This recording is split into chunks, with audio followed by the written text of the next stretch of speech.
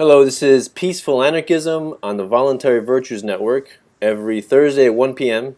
And you could also find me on the Conscious Resistance YouTube channel and website. So today we're going to do a debate. I'm going to be arguing Anarcho-Capitalism, and my friend John Cymerman, old high school friend, is going to be defending regulated democracy. John? Well, I think that speaking about democracy will go for another time, but Okay. basically defending government, the existence of government, and whether or not we need it. Okay, all right. Existence of government. So John Cymerman is a lead software engineer at an e-commerce company.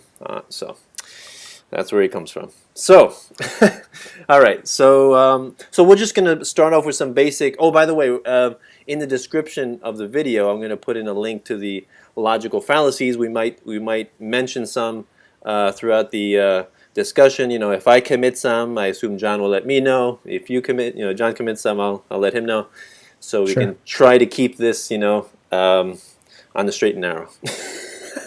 Yeah, keep things transparent at least, so that the viewer is kind of informed as to what's happening in the discussion. Yeah, logical fallacies are always good to sort out the fluff from the substance, right? Sure, absolutely. All right, so we're going to just start on some basic definition of terms.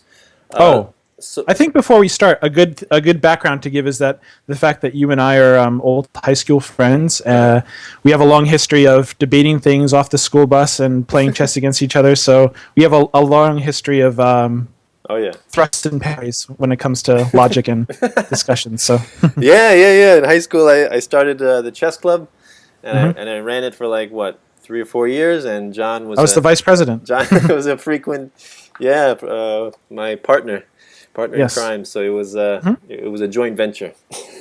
Fun times. Yeah. So all right. So you ready? So we're going to start off with a basic question: what is government? Do you want to start off? Give your basic definition. How would you characterize government? Sure.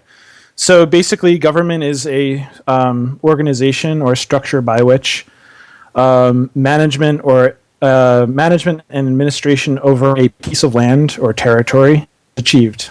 That's basically what government is. I'm going to get into that, but go ahead and talk about it. Okay. Well. Administration and management of a piece of land. Okay, so to me, that just taking those words is not necessarily indicative of government in my definition, because I'll just give you my definition real quick.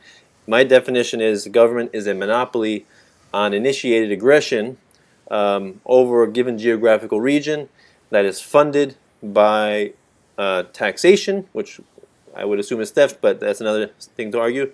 Is funded by taxation and propped up by the belief in the myth of authority. Well, hold on. So you've said a monopoly over aggression. Now, do you think that a state government, in our United States, do you think that a state government is a government? Yeah, so there's many different levels of government, right? So you got federal, state, city, town, all that, right? But there's fundamental differences between the federal and the state, right? That a state cannot do. For example, print their own money, for example, wage wars, for example, spy on their own citizens, at least to the extent that the federal government is able to.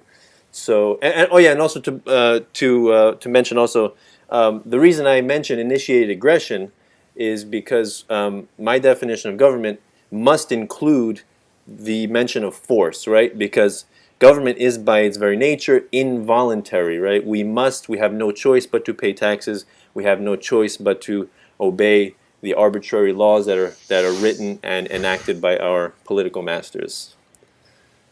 To varying degrees. I mean, basically, through representation. So in democracy, we have representatives that create these laws, and we have control over who those representatives are. And actually, in your description, why don't you just go into that's a good segue. Why don't you explain what you mean by democracy? How do you characterize democracy? Democracy is basically a system of government where the laws and basically the laws that are created under that system of government are created by either majority vote among the members or by majority vote among the representatives of those members of the society. So as opposed to, let's say, a dictatorship or a monarchy where the laws are decided by a single individual, instead in a democracy, it's done by majority vote. Okay. All right. So my definition of democracy would be would agree with that. It would be majority. The majority of the population vote as to not necessarily what laws will be passed, because we have no choice in the matter, but we can vote as to which politician will represent us that will enact the laws, right?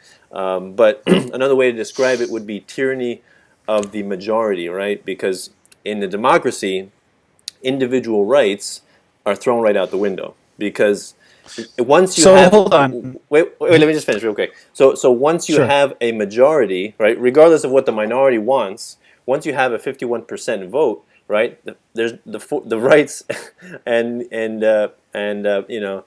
freedoms of the 49% are completely destroyed, completely thrown out. And, Okay. Okay. So go on. Well, so first of all, 51% is an adjustable figure, right? So if you don't believe that simple majority should be able to create the laws, you can adjust the number upwards. Maybe you think that 2/3 majority is sufficient in order to create laws. So that number is adjustable. Another thing I would say is that what's the alternative from the creation of laws by the majority? If you agree that laws should exist, right? I mean, basically, you're arguing against laws. Like you think that laws are bad, because if you think that laws are okay, Okay. then how do you decide what the laws are? I mean, should it be minority rule? Should it be Okay. one person rule? Right? Like you need some way of creating these laws, and if it's not by a majority of people thinking that this should be a law, then you need some other system that is also sort of subjective, right? Okay, so that's a good segue, I think, into the definition of law. So Sure. how would you characterize the definition of law? What is law? Okay, so we have a society, we have a grouping of people, right? A grouping of people living in a particular region. And a law is basically a rule that the people that live in the region cannot break, otherwise there are negative repercussions to it. Is that more or less right? Okay. All right. So that's your. It is created by the government, but whatever this entity that we call the government is, the law that's created by this government, the people living within the jurisdiction could not break the law, otherwise there are some sort of negative repercussions, right? Okay. All right. So my basic definition, like, boiled it down. Now the way I describe things, I try to boil it down to the simplest, most straightforward explanation possible. That's right? exactly what I think I did, but So, go okay. ahead. Okay. That's just prefacing. I'm not using words like tyranny or like dramatic, Okay. crime or whatever. Okay. But go ahead. Okay. So basically, to me, a law is an opinion backed by a gun. Right? It's just somebody's opinion, right? And it happens to be the opinion of our politicians, right? And the problem is, when you give a small group of people near unlimited power to make these arbitrary laws, you will inevitably have abuse, corruption, and Okay, what if we had direct democracy? What if there were no politicians in the way? What if we didn't have representatives and we all electronically voted on laws? Would that still be... okay. Define what you mean by direct democracy. Yeah. Direct democracy is basically a system by which individual members of the society basically have ideas for bills or laws that we should pass. They submit these ideas, and then using, let's say, the internet or some simple means of communication, we all read these laws, educate ourselves on what they mean, and then we all individually vote using this system. So you get rid of the legislators, and everybody individually is responsible for recommending laws and voting for them. So who writes the laws? Individuals, not politicians. So we all write the laws. Yeah, that's what electronic democracy means. As opposed to our system where we have representatives, you just get rid of the middleman and everybody basically manages democracy individually. So another way I look at a democracy is mob rule. So, for example, an example would be like, I didn't do anything wrong, but 99 people want to kill me, right? Want to hang me, right? So I don't want to get hanged, but 99 people vote for me to get hanged, right?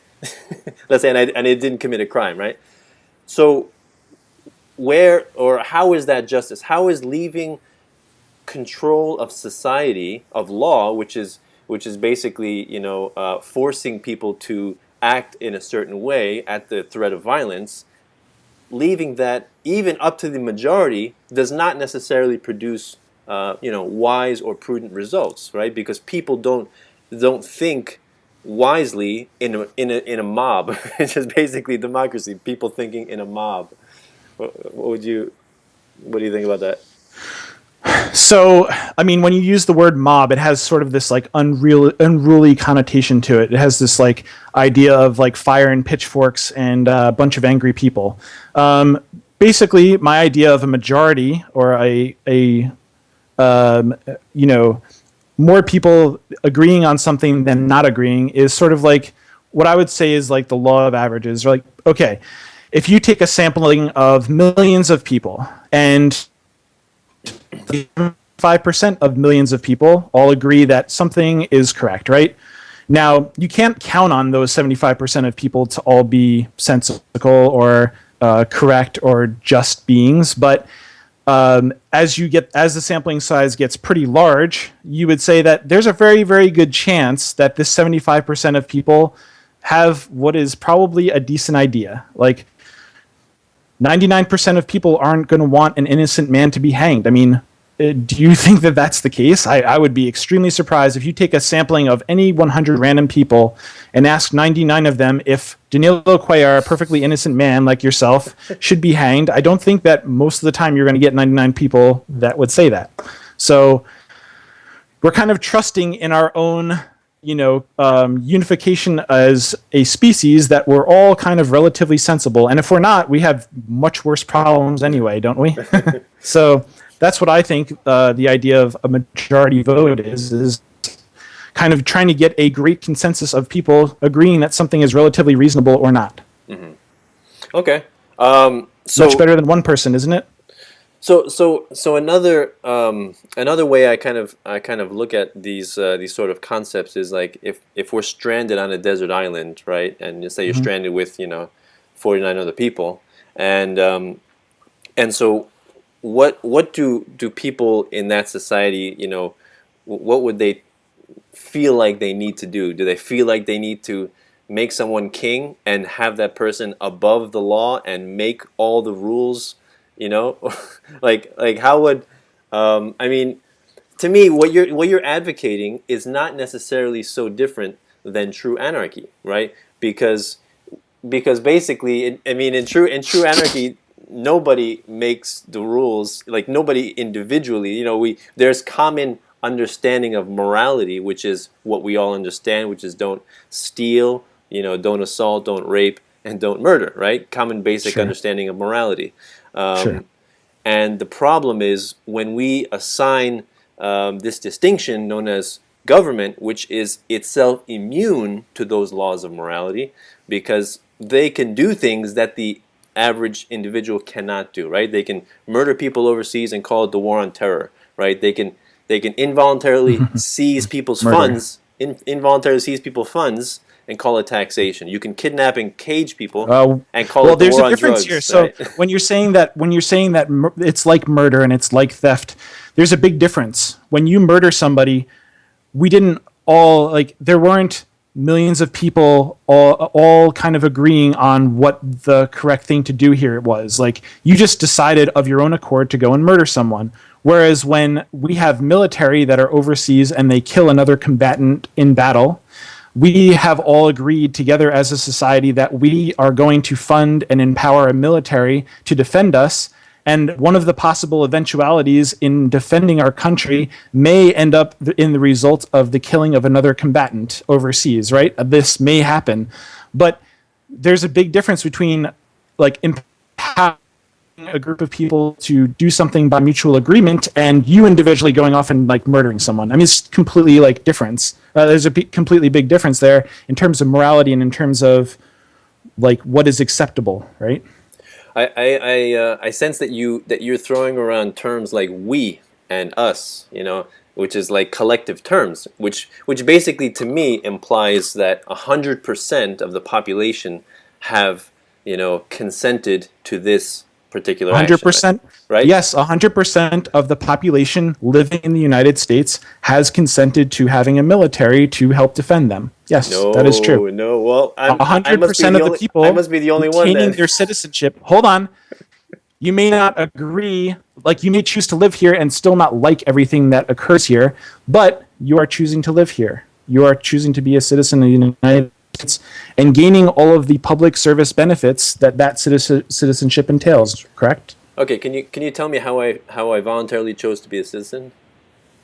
You were born here, and then at a certain point in your life, you had the ability, let's say around age 18 or whatever, right? You then became a fully fledged adult citizen of the United States. And you at that point, assuming that you had some sort of minimum level of funding to, let's say, move to Canada, at that point in your life, you said, hey, I don't mind it here. It's not too bad. I'm going to stay here, and I'm going to gain a vote in my democratic government. I'm going to gain access to public transportation, public roads, fire departments, police departments, all of these public services afforded to you with that citizenship, and you weren't going to give it up. So you stayed here. You made that deliberate choice. Okay, so I think one thing that I would disagree with that would be the principle that coercion does not equal consent, right? So you're right in a sense that I am free to leave, right? Mm-hmm. However, there don't exactly exist stateless societies anywhere I can go to where I can actually flee government itself, right? There are state societies. And why do you think that's the case? Well, that's a separate issue, but I'm just saying it's not so easy to just flee to a stateless society, right? That's the first thing. And the second thing. Okay, hold on. You could move to a country that has much less government than we have, right? True, but you pay much less taxes. True, and the way I look at that is like, like we're all swimming in a cesspool, and some people just want to move to an area of the cesspool where there's less feces, right? But anarchists actually want to step out of the cesspool and leave it altogether. I'm pretty sure that if you wanted to move to like the Amazon jungle, where there's basically just tribes and not really much government at all, basically like your own little reclusive part of the earth, I'm pretty sure if you looked hard enough, you could find it, right? Okay. Not sure how many services or how free you would be. Okay. By living there, but you could find it. All right. So let's go back to the citizenship. You could live like a hermit, right? Yeah, it's true. I could, but of course that's not exactly how do you say realistic or feasible. Why not? Well, I mean, I'm not it is realistic or feasible. I can't produce everything myself, right? I am dependent. I'm dependent on merchants and people. Trading. Me trading with them to obtain the things I need. But I'm not dependent on government. See, that's the difference. And I believe that the separation of labor and this necessity of free trade directly implies government. I believe once you have one, you have the other. So let's get to that discussion. Wait. Expound on that a little more. I basically believe that once we have the separation of labor, like once we have agriculture, which is producing more food than one person can consume, and so then other people are freed up to do other things that don't depend on agriculture. Once you have agriculture and everything that agriculture implies, that directly implies government. Like once you have one, you have the other. No. That's what I would argue. I believe that once you have agriculture, you need government to manage it. Okay. All right. So you're basically saying that as we have progressed and industrialized, that the appearance of authority and kings and monarchs is inevitable, right? Basically what you're saying? I think that power is a naturally occurring thing in human beings, and the accumulation of power is inevitable. Okay. Yes. All right. So the way I would look at that is, this actually goes into our next another question: where does power originate? Right. So so the way I look at power is, like what gives the politicians, power, right? The things that they We write on do. pieces of paper. Okay, hold on. The things that they write on pieces of paper, right? They would be worthless. Nobody would pay attention to them except for what, right? And so a lot of people would say, well, except for the police, right? Except for the military. They are the enforcers Well, well, of. right. Laws are useless without enforcement, right? Yeah. Okay. I could write a law myself on my desk right now if I Yeah. wanted to. Exactly. Nobody Okay. would obey it. Okay. Hold on. Let me just finish. So politicians and the military, well, politicians, domestically, militarily, internationally, enforce the opinions of politicians, right? No, sorry, the police. Enforce the opinions of politicians, right? Regardless if they are just or unjust, right? They are mindless Well, order followers. I think that's a little oversimplification of it, right? Because we do have the judicial system. Like there are other mechanisms by which laws are decided whether or not they are constitutional or not, whether or not they are just, whether or not they are properly enforceable. I mean, it's not as simple as some politician somewhere writes some law, then somehow gets a bunch of other politicians to agree with him, and then somehow that law stays in place forever. That's just not how it works, right? Like our system is kind of built to sort of prevent the tyranny of like one politician affecting the vast majority of people. It's just not that simple. Yeah, so I remember in my government schooling the checks and balances, right? You have the executive, legislative, and judicial branch, right? And so we were taught that there are checks and balances. They can monitor each other, prevent one from becoming too powerful. And the system is Right. not perfect. I agree with you on Yeah. that.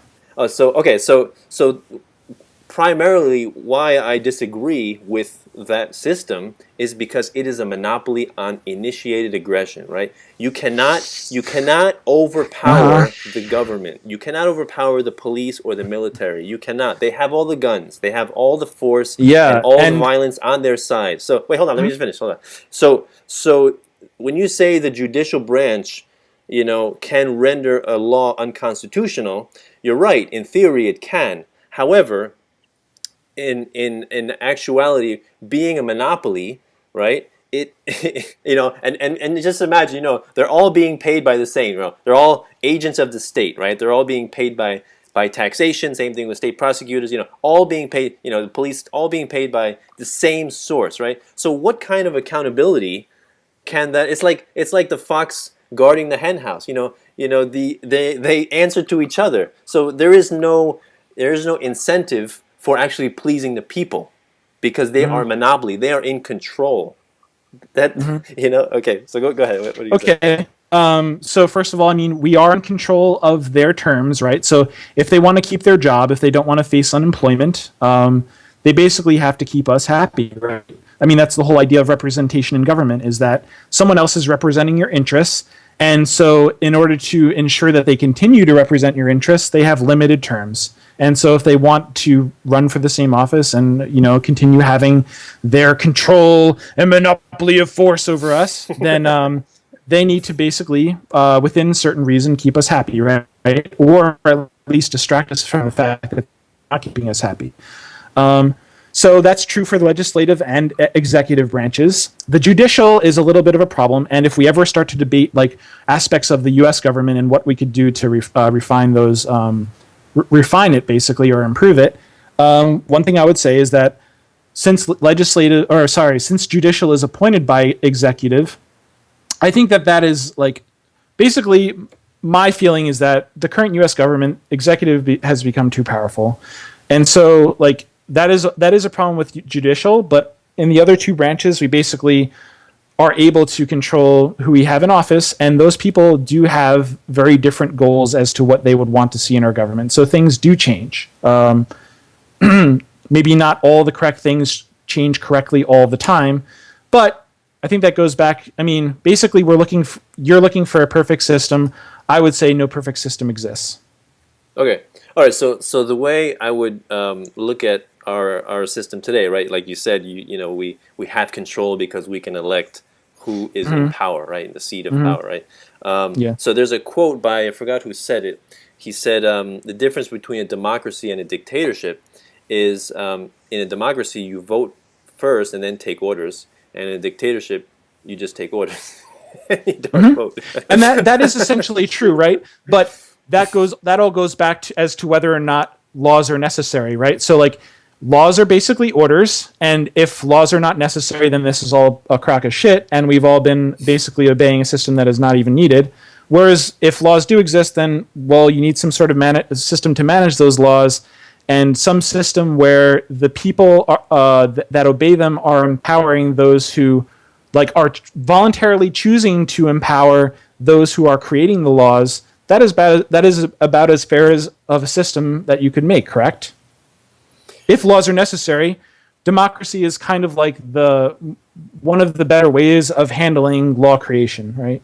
Okay, so I mean, is that true? Like, if laws are necessary, it's good that the people who create those laws are elected by the people that are obeying them. I mean, that's basically true, right? Can you agree with me on that? I don't even think that laws are necessary. So. Okay, but I'm saying if they are though. I mean, I can't even accept the premise. Okay, but sure. all right, so let me just say, I think the idea of laws that we need to have people in power, right, writing down their opinions about, how they can intervene and force people to conduct behavior that they would not necessarily do.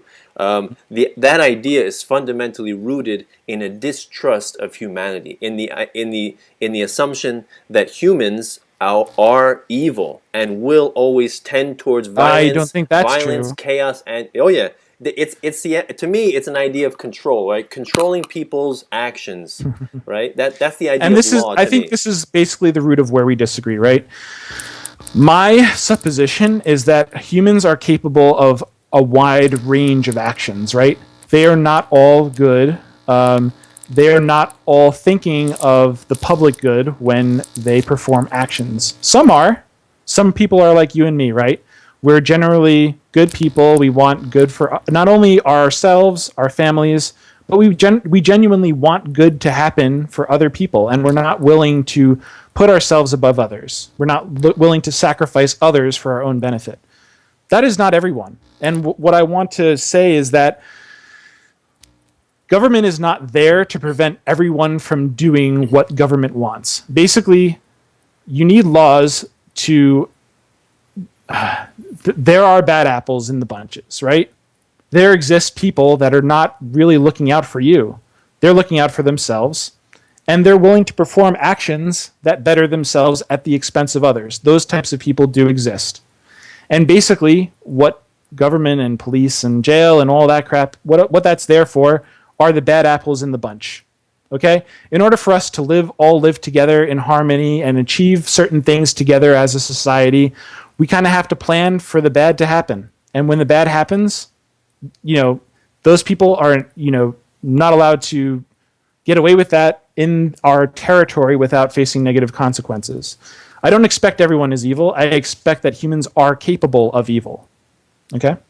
There's a big distinction there. Okay. Well, I'm not saying I'm assuming people are evil. I'm saying the idea of law is itself an assumption that people are evil and need to be controlled. That's all. Not everyone. So Not okay. everyone Hold on. Let me just respond. So humans are capable of it. Okay. That's a very different distinction. Okay. All right. So you said the existence of law and police and prison is for the few bad apples, right? So we require them to restrain the few bad apples, right? That's basically what you said. In order for us to live together in harmony and basically not have to look outside our car window to see if there's a gun being pointed at us all the time or whatever. In order to basically live in a safe and free society without having constant fear of the bad apple in the bunch doing what they want with us, this is the system that we've implemented. Okay, so to me the fundamental error in reasoning with that is it assumes that the people in power, the politicians, the bureaucrats, and the police are benevolent and angelic and will always serve the public good, right? They won't always. I never assume that they always will, right? And I don't assume that every single politician is angelic. What I do assume, though, is that people generally will make good decisions in terms of who they elect, right? There's all this analysis. Once you run for public office, everyone basically knows everything about you, right? All of your enemies on the other side analyze your life, your history, your public records, everything that you ever wanted to hide about yourself becomes public. And after all of this careful analysis and all the stuff that happens to get out into the newspapers and the media and all this stuff about you, should give people enough information to usually pick good choices as to who goes into public office. Is the process perfect? No. Are we perfect as human beings? No. Okay.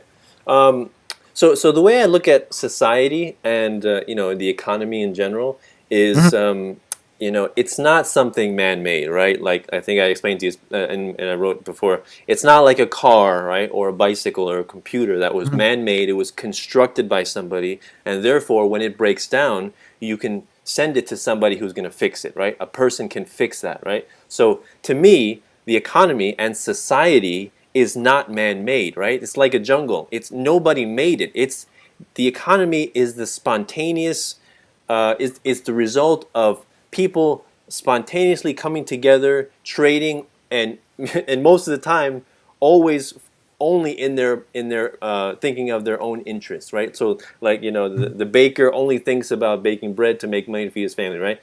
The butcher only thinks about getting meat. They're not thinking about like feeding kids across an ocean, right? So the way okay, wait, let's finish. So in that way.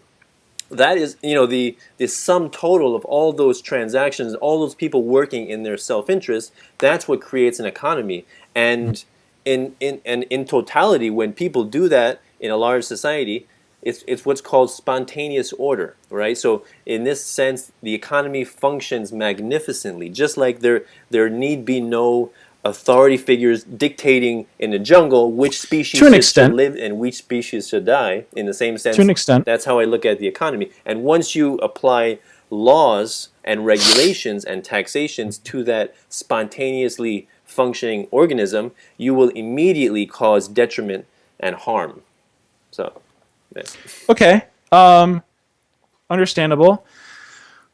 So, a couple of things about a free market economy, right? A free market economy is only free so long as the people performing within the economy are free people, right? So, like, for example, let's say I'm a big business and there's no monopoly on military force, right? So anybody can be armed, have a militia, right? So theoretically, like a big business could end up hiring thugs, right? You could have people that are armed as part of your business, right? There's no problem with that. Now, let's say there's a much smaller company, and they have a certain amount of money. Let's say I want to acquire that smaller company. Now, in a free market system, their company is worth a certain amount of money. I just say, I'm going to purchase your company for this amount, and if you think that's a fair trade, I buy your company. Now, in this situation, let's say I want to acquire your company. I'll just send my mercenaries over, take over all your factories, and now I've gained quite a bit of value in my business, right, by taking your small business from you. So free market systems only work so far as the free market is free. When the free market is susceptible to military attack and things change hands beyond the business's control, that's a very different system entirely, no? Okay. So now you're venturing into the hypothetical scenario of how a stateless society would... Oh, and I've got a lot of them. I got actually a list right here. Yeah, you do. This thing in Notepad I wrote up, this whole list of situations. Oh, man, it's going to be good. I know. So let's get into that. So it's kind of hard, right, to debate what would happen in a stateless society because we really don't know. There is no precedent, so it's basically all conjecture. It's what you think, it's what I think, we can put forward these scenarios, right, and we can argue, how people would behave. But in the end, it's just conjecture. So but what I would say though is you are arguing against the status quo, right? There's a status quo that exists. I'm standing on thousands of years of human history, and you're sitting in an ocean of theoretical concepts. So basically, what you have to do is you have to propose solutions for the problems that may come up or exist in your type of a society. I'll come up with some ideas, and you have to come up with theoretical solutions. Okay, well, let me just start off with I believe that would be the logical fallacy of the appeal to antiquity, right? So governments have been in existence for thousands of years. Therefore, it must be in existence, or it must be Oh, moral, or hold on. remain I'm in not even existence. saying that, because all I'm saying is that I can come up with real examples of things that governments have done, like to solve problems. Like if I'm coming up with a problem, I can tell you how governments in the past have solved them. That's all I'm saying. Okay. Whereas you have to kind of invent scenarios or give me explanations as to how you would solve them in this new society. That's all I'm saying. I'm not saying that government is 100% necessary because it's existed in the past. I'm just saying I'm sitting on all these examples. You're not. You have to come up with ways of solving those problems. That's all I'm saying. Okay. So the way I would look at that is, I fall back a lot on the term democide, right? You're familiar with this term, right? What is it? Democide, which is a government murdering its citizens, right? Uh, And this is not in time of war, right? This occurred, the Holocaust, right? Stalin's Great Purge, the Great Leap Forward, the Pol Pot, I mean, it basically various. occurs in parts of our society today, right? Like there's a death penalty, right? No. More like indiscriminate slaughter, Yeah. the Native American genocide, or in Yeah. Australia the Aboriginals were wantonly killed. Yeah, I know what democide is. Okay, Sure. yeah. So things like that. So that, just looking at the 20th century, okay, because the 20th century is basically the century of the beginning century of perpetual warfare. The world wars, indeed, right? With not looking at the world wars, the number of people that have died due to oppressive regimes, primarily communism, which Uh-huh. arguably our country is well on the path towards communism. Uh-huh. The number of people that have died is in the ballpark of 250 million, right? Just from government alone, right? Not as a result of war, right? And so to me, that is that's pretty appalling. So if you want to look at the history Uh-huh. of what government has done, it's pretty horrific, Hold pretty on. The history atrocious. of what humans have done, right? The history of what humans have You're done. right. You're right. Humans that called Mhm. themselves government, they called themselves authority, and they said, "I'm just obeying the law. This is my job." Like, well, what did the SS soldiers during the Holocaust? They sent these Jews off to die in the gas chambers, right? And what For did they sure. say? This is just my job. I was just obeying orders, right? That's what they said at the Nuremberg trials. I was just Mhm. obeying orders, which is exactly what the U.S. military people say overseas in the Middle East, when they Mhm. knock down people's doors and murder, rape, and kill people. I'm just obeying Mhm. orders, in exactly what the police say in this country when they kidnap and beat up people and murder people, and they are Mhm. completely free of repercussion. I'm just obeying orders, right? Mhm. So to me, once you create an institution that we call Mhm. government, you have Yeah. completely separated yourself from the laws of morality. You give these people a Okay. special And all pass. and so all of this that you're talking about right now, all of this stuff that you're saying that government has caused, all of this is unpreventable if government is necessary, right? It's just a consequence of, I mean, countries fighting versus other countries is inevitable if government is necessary, right? If government is unnecessary, then yes, all of this crazy stuff we've been doing for the past thousands of years is ridiculous, right? So it all just comes back to whether or not government should exist, right? It's basically what it all comes back to. And by Another, the and go ahead. also Go. another thing, just one second, Yeah, go ahead. Go ahead. is whether or not war is a part of human nature, right? Whether or not distrust of other groupings of people occurs naturally, and like what is the nature of war? Why do we fight each other? Like, do civilizations compete against each other and eventually desire the other civilization's land? Like, is that a naturally occurring thing? Is genocide, or like, is this like, are these things all things that happen because we have governments, or are they things that happen because we are people? That's basically the questions you have to answer. Because if they're not attributable to government, then government has nothing to do with it, right? Okay. So, we keep saying the word government like as if it's like a separate entity, but you're right. It's just people, right? So the that's why I mentioned before in the beginning in my definition of government, it's propped up by the belief in the myth of authority, right? So the belief that some people are special, right? Some people can rob, assault, rape, and murder free of repercussion because they are authority. That is the belief in the myth of authority. And it is only given power by the people, right? Because the people far outnumber the politicians on Capitol Hill, even the police. We far outnumber the police. If 313 million people really wanted to get rid of government, the police would not be any hindrance whatsoever. Right? Forget about all the weapons. Absolutely. Right? So it's not. Fundamentally, it's not really that they can overpower us. It's basically that we have been indoctrinated through our government schooling to indoctrinate is a strong word, but sure.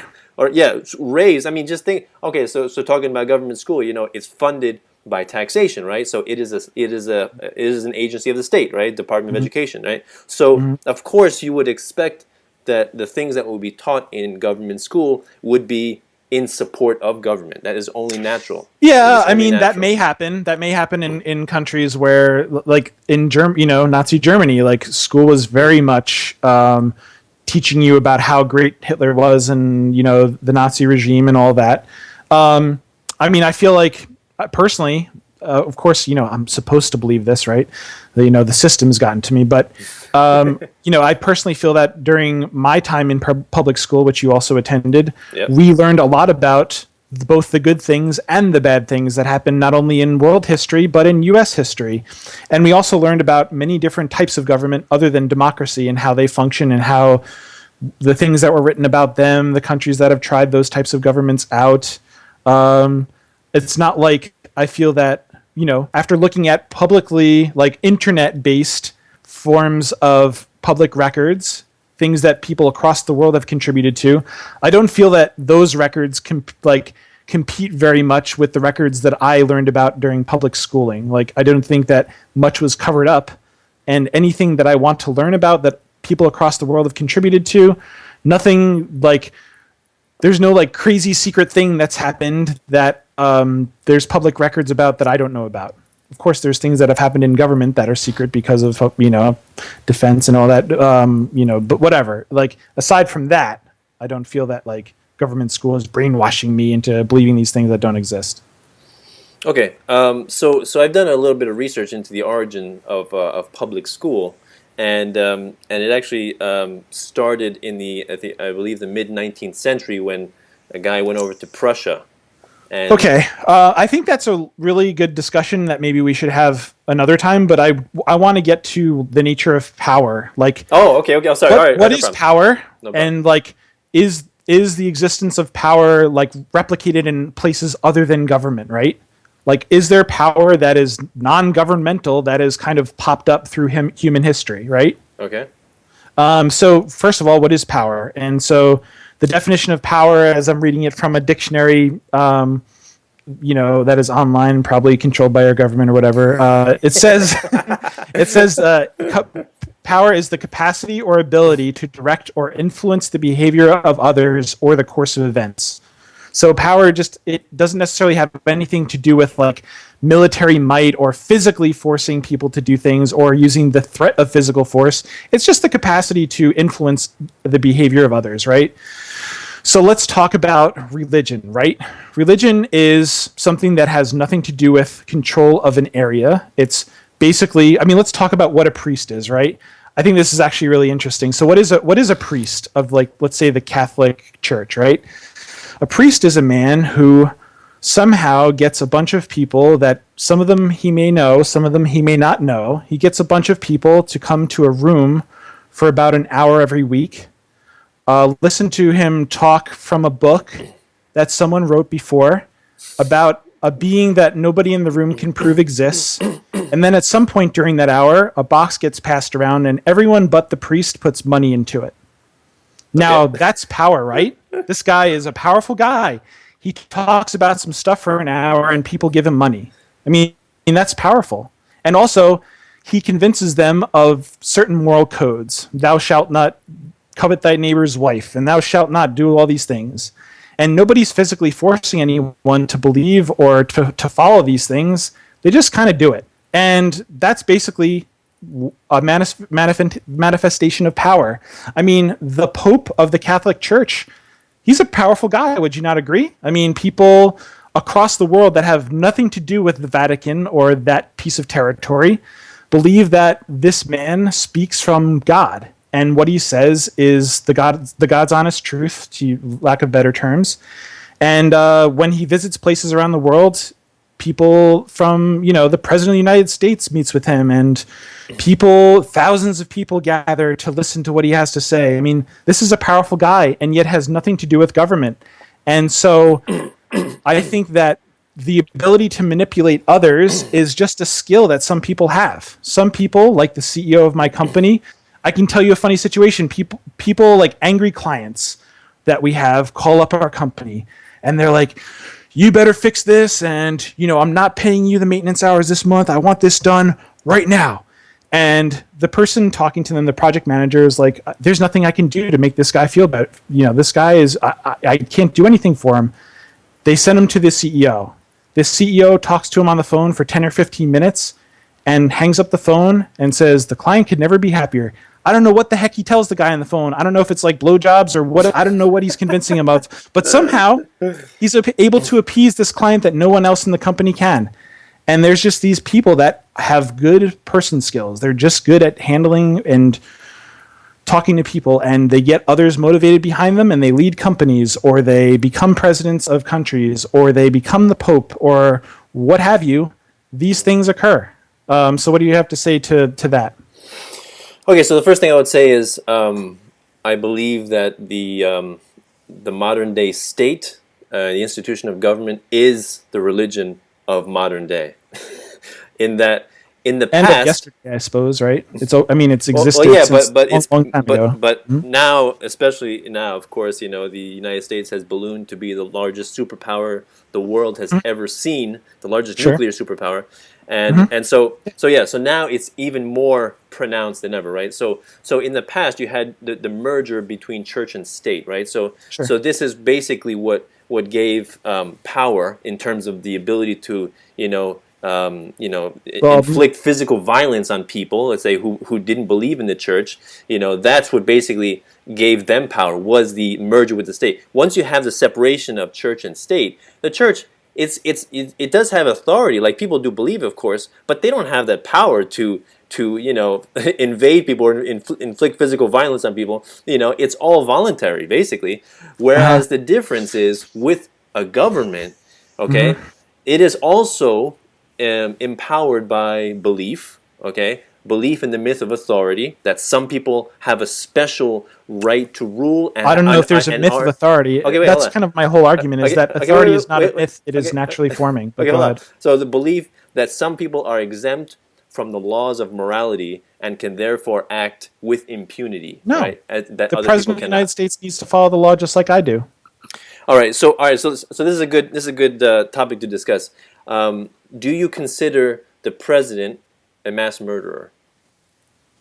Absolutely not.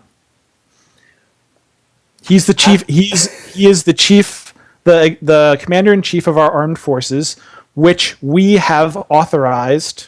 We, meaning representatives of our government that we have elected. No, I didn't yes, authorize anything. You have.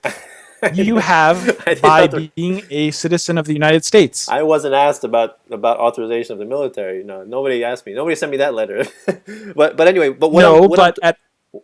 at an age of consent, you have agreed to continue staying here and being a citizen of the United States and gaining access to our public defense that we have called our armed forces. You are gaining benefit of having that protection, and therefore, if you do not want that protection, you basically can try to have it change because we live in a democracy, or there's the door, right? Like, you have a choice. The idea that government protects the rights of the citizens is, I think, another flawed idea because the essence of government is itself a violation of individual rights, referring to the involuntary payment of taxation, right? We have no choice because it is a monopoly, right? We have no choice but to pay our taxes, and also it has You a have a monopoly choice. on law. We have no choice but to obey the law, or else we would get visited by armed thugs who will kidnap and cage us, And if right? these laws get wildly out of hand, right? If vast injustices are being performed by these laws, right? We, one, will not like the people that put these laws in place and get people that will have put better laws into place that are not as unjust. Or two, we will find a better country to live in that has less unjust laws, right? Has laws that we better agree with. And so there are alternatives, right? Like this is not, nobody's chaining you in your house to your computer, talking on Skype to me and not letting you go, right? So if there is a voluntary willingness to stay in the territory where all these other people want these things and you don't, well, then you don't have to stay there, right? Yeah. Nobody's evicting you, but you're welcome to not have to be subject to those laws, right? Yeah, yeah, you're right. So the idea that of slavery. So the idea of slavery, right? So in the past we had chain slavery, right? So you had the physical ownership of human beings, Yeah, private ownership, that right? 100% of the fruits of their labor was stolen, right? Okay, so then Privately, right? By private individuals. no, no, no, no, no. This was sanctioned by government. This was enabled and sanctioned by government. There were laws put into place at that time that enabled No, but slavery like to government, right? So slavery wasn't against the law, but the people doing the enslaving was not the government. They weren't going over to Africa, capturing people, and then selling them to private individuals. Private individuals were going over to Africa, selling them to other private individuals, and then those private individuals owned other slaved individuals, right? Government only just did not outlaw this practice. Government did not say, hey, this guy in Africa, you're now a slave. That was all privately done, right?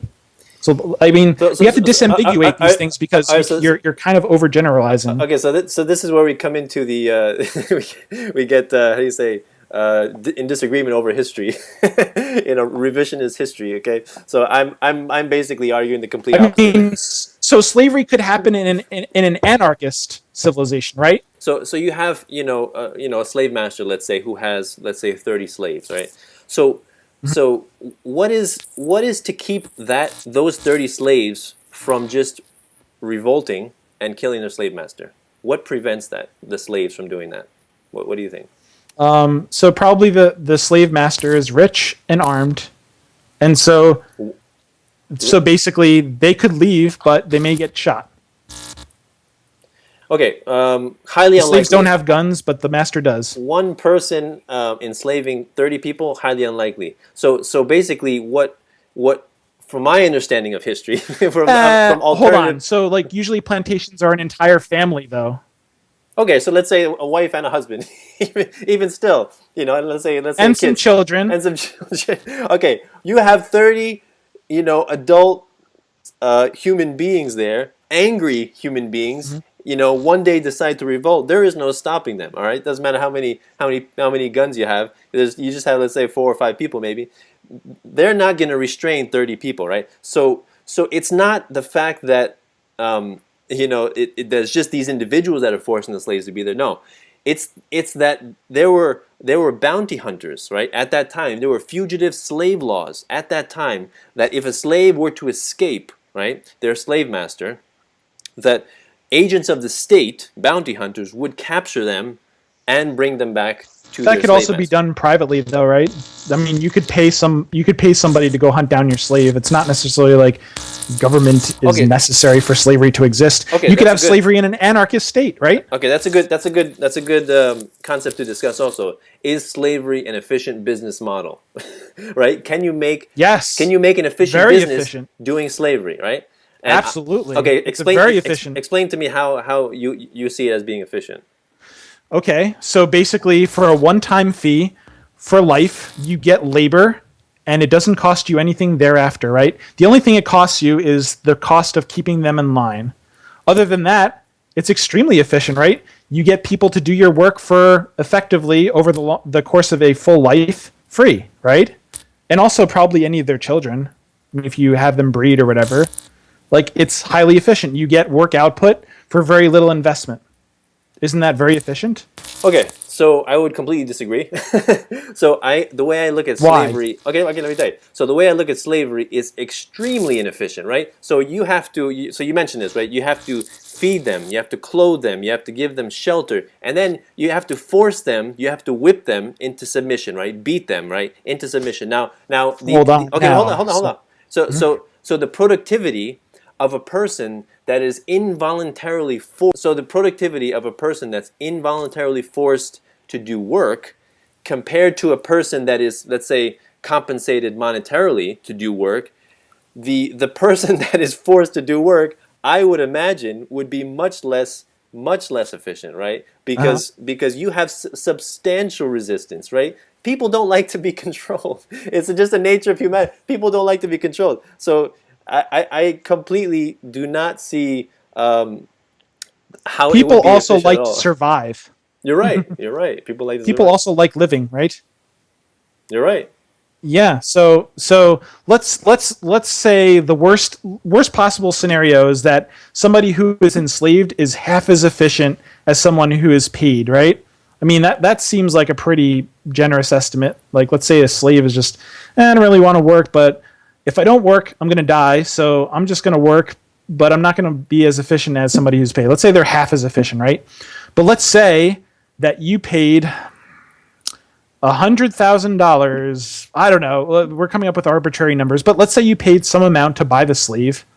And let's say, like, over the span of 5 years, you pay a wage worker that much money. I mean, you're still getting like 50 years of more labor out of that person for effectively free, right?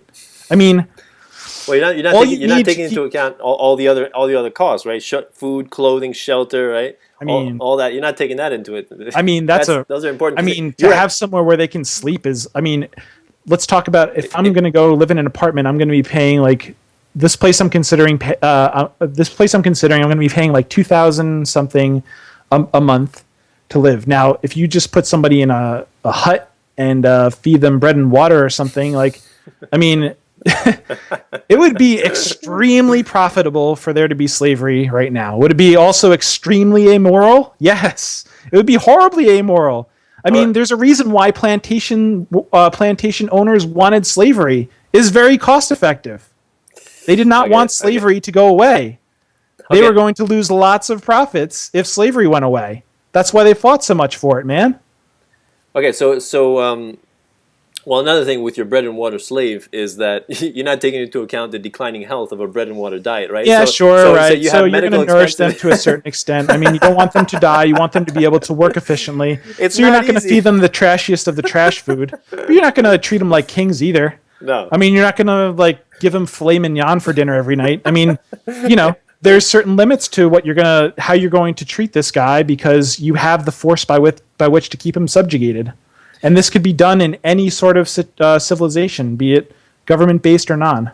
So this is actually a good segue into another concept that I was thinking about. Hmm. So the idea of slavery, I draw a parallel, chain slavery, I draw a parallel to government of today, Which right? is hilarious, but Because okay, continue. right, they're both involuntary. But anyway, so the abolitionists of the time during the early 19th century, right, advocated for the abolition of slavery not because they foresaw how society would be absent slavery, right? Not because they foresaw the huge industrial machines that would that would till the soil and feed 7 billion people. No, they oppose slavery on moral grounds, right? They oppose it because it's immoral to own Sure. a human being, right? In the same sense that modern day anarchists or voluntarists are modern day abolitionists as well. We oppose the state because it is the involuntarily economic slavery, economic in the sense that it's not chain slavery, right? We don't have 100% of our fruits of our labor stolen. We have 40%, right? So if I put a gun to your head and I tell you, give me 10 cents of every dollar that you earn, or I'm going to imprison you or kill you, right? You're like, all right, here's 10 cents. So now, what's to stop me from saying, give me all of your money? And what are you going to do about it? You can't do anything, right? Because I have the gun and I have the violence, right? So once you give a monopoly of violence, known as government, control over society, there is no restrictions, there is no inhibitions, no voting, no electoral process. To me, all of that is mere show. It's pomp, it's ritual, and it's superficial display. So that's the parallel that I draw. Modern day government with chain slavery. So modern day abolitionists don't oppose the state because we understand exactly to a T how we would live in a stateless society and how every single scenario would play out. We oppose it on moral grounds, right? That the involuntary theft known as taxation is immoral, and people should retain 100% of the fruits of their labor. And we can have roads, we can have security, private security, we can have departments that would put out fire privately, we can have third-party dispute resolution agencies. These are not necessarily, they don't have to be government provided. So basically, there's like two major issues with that. So one is you believe that it's involuntary. I would say that it is completely voluntary, right? So I mean, for the reasons that I've said before, citizenship is a voluntary thing.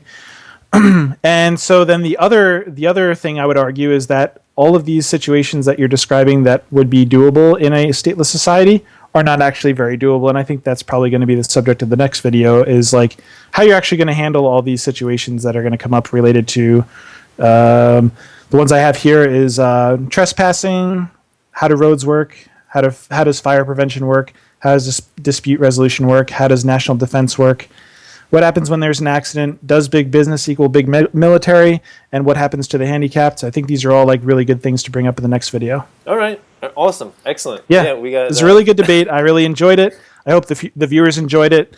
I really enjoy you having me on here, and it harkens back to our days of high school and getting off the bus and talking about all these crazy things. So nice. It was awesome. With an apple in my hand, right?